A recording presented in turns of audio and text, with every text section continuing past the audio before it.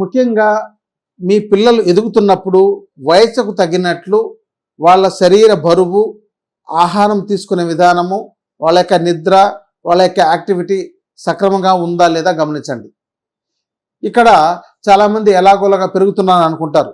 అలా కాకుండా తగినంత బరువు లేకపోయినా సరే మీరు వెంటనే ఆయుర్వేద వైద్యుల పర్యవేక్షణలో ఈ రసాయనాలతో తయారు చేసినవి అంటే కెమికల్స్తో తయారు చేసినవి కాకుండా సహజ సిద్ధంగా మనకు ఆత్మగుప్త బీజాలని అంటారు. దీన్నే కపికచ్చు అని అంటారు. ఇవి జస్ట్ మనకు ఆహారంలో ఉపయోగించే గింజలు, అంటే ప్రోటీన్ కోసం మనం ఎలాంటివి వాడతామో, మనం కందిపప్పు, శనగపప్పు, మినపప్పు ఎలా వాడతామో అలాంటిదే ఇది కూడా. ఇది మీరు వంటల్లో తప్పనిసరిగా యాడ్ చేయండి.